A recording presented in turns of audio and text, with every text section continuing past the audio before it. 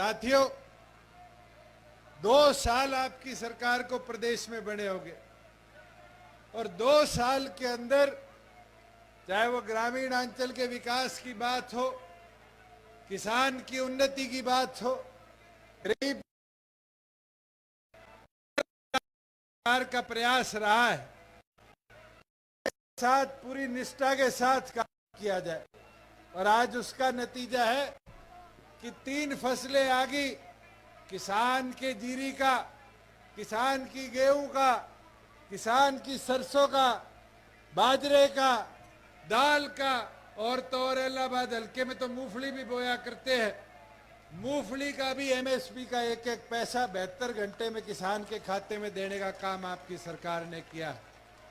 साथियों, मुझे वो दिन भी याद है जब किसान के खाते में पैसा देने की बात करी थी तो लोग विरोध किया करते थे, आड़ती विरोध किया करते थे, ये पैसा नहीं लौटाएगा।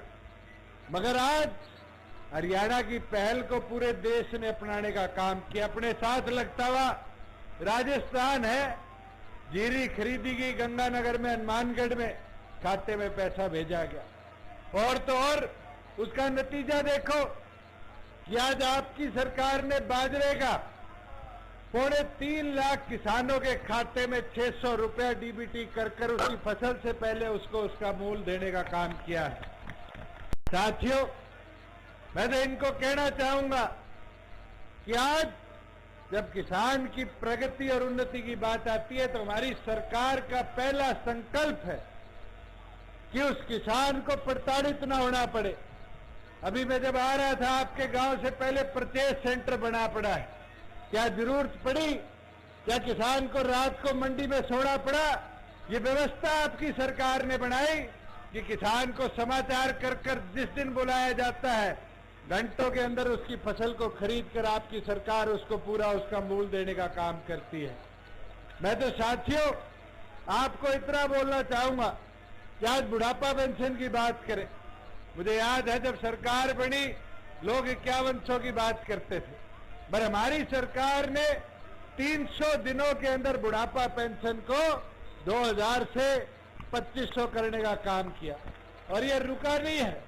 जैसे जैसे आगे आपकी सरकार कदम बढ़ा रही है वैसे वैसे बुढ़ापा पेंशन दिन प्रतिदिन बढ़ते भी जाएगी।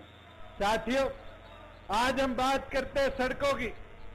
अपने इस इलाके के अंदर पिछले वर्षों में जहां हमें सड़कों का विकास बड़ा लिमिटेड दिखा, आज पूरे हरियाणा प्रदेश के अंदर 2500 किलोमीटर सड़कें तो हमने प्रधानमंत्री ग्रामीण सड़क योजना के तहत बनाने का काम करी।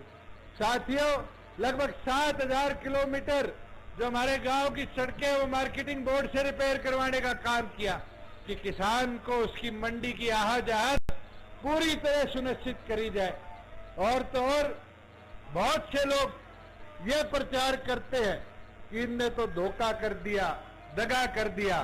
मैं तो एक चीज पूछना चाहूंगा, इलाहाबाद की जनता ने 11,000 वोटों के साथ इंडियन नेशनल लोकदल का एक विधायक बनाकर भेजा था और उस उम्मीद के साथ बनाकर भेजा था कि भाई विधायक जाएगा, प्रचार करेगा, प्रचार कर हमारे विकास की बात करेगा।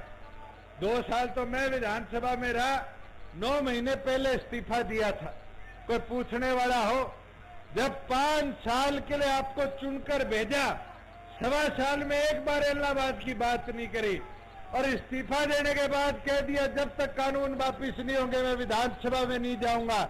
अब दूसरा रूप सामने आ रहा है और रूप क्या है कि मुझे विधानसभा में भेजो। आगे छोरे कहने लग गए विधानसभा में भेज दोगे, कानून वापिस नहीं है, फिर इस्तीफा दे देंगे। क्या विधानसभा के लिए इलाहाबाद की जनता इस्तीफा खेलना चाहती है? यह मौका आपके पास है, इस सरकार को मजबूत बनाओ, गोविंद जी को कमल का बटन दबाकर जिताने का काम करो।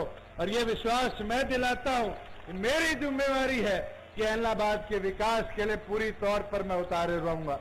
मैं तो एक कहावत जरूर आपको बता सकता हूं।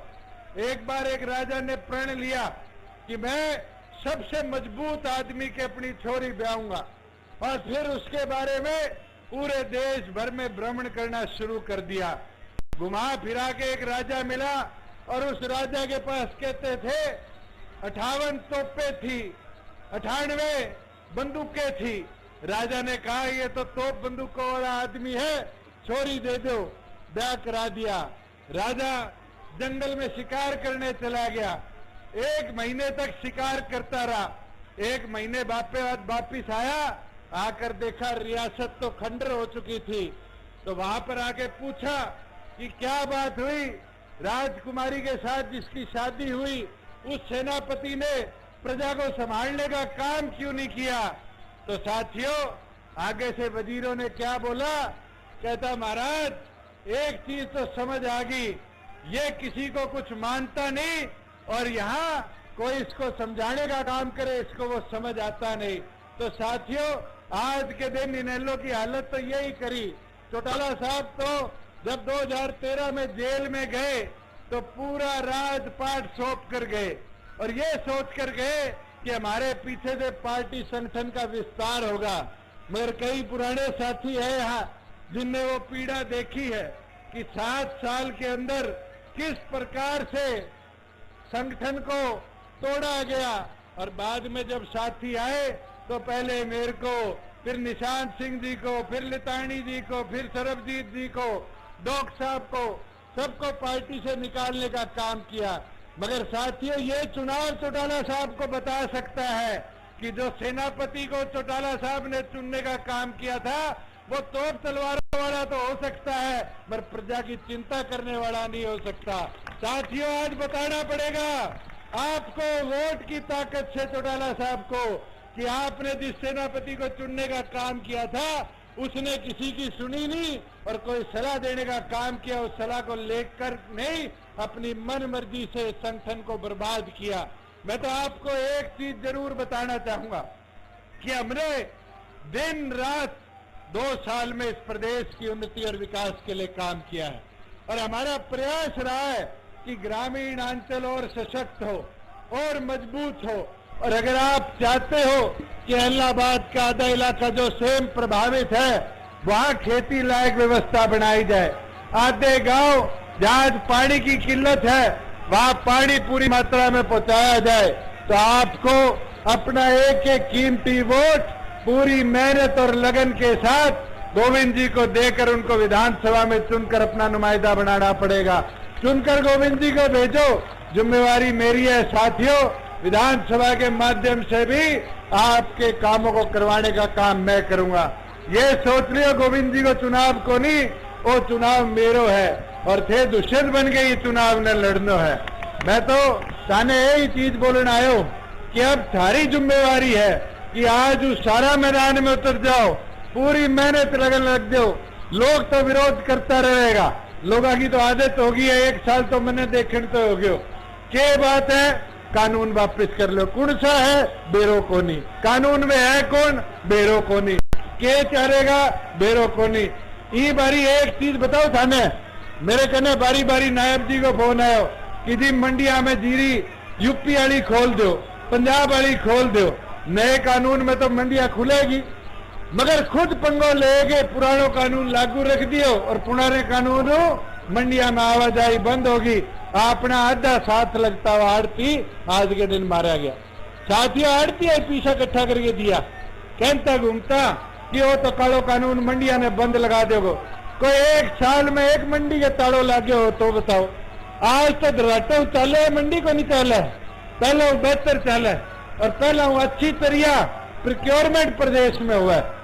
मैं तो आज साहू एक ही रिक्वेस्ट करूं कि समझने की बात है, लोग कई अठे खराब माहौल करे पर माहौल खराब थे को नहीं होने देना, मजबूती और डट के थे लड़ाई लड़नी है। बूथ संभाल लो, अगर थे बूथ संभाल गया 30 तारीख ने तो 2 तारीख ने गोविंद जी ने मैं विधानसभा के अंदर सदस्य इलाहाबाद को देखा मैं कर दोगा को नहीं करो, कर दोगा हाथ आगे विश्वास दिलाओ, कर देगा नहीं। मैं तो दोबारा तारू आई अपील करने आयो और एक चीज दोबारा बोल के जाऊं, गोविंद जी को चुनाव को नहीं मेरो चुनाव है। साथियों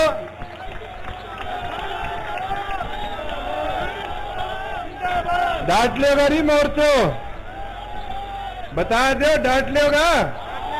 बस सारे विश्वास पर अब छोड़ के बोड़ के न जाओ कि थे सारा मिल गए, ये जिम्मेवारी न संभालो। और मैं मेरी ताइया बड्डी हूं, पूछ ले संभालोगी नहीं, थे संभालोगी नहीं मोर्चो। देख लो गीत गाना शुरू कर दो, गांव में जीत गा। और बेरो चालना चाहिए इनेलो ने, कांग्रेस ने, कि अब सारी टीम पूरे जोर शोर मैदान में उतर गई है। मैं तो यही अपील करें थारे बीच आयो, सारा जहान पर जो मान सम्मान दियो, जो आशीर्वाद दियो, भी खातर सारो सारों का आभार प्रकट करो। कृष्ण कंबोज जी, ओम प्रकाश जी, सारी टीम यहाँ है। मैं इनका भी आभार प्रकट करता हूँ कि इन्हें छोटे से नोटिस पर आप सबको इतनी भारी मात्रा में एकत्रित करने का काम किया। आप सबका बहुत बहुत धन्यवाद। भाई साहब एक बार अल्लाह हल्के से माला अर्पित की जाए सबको।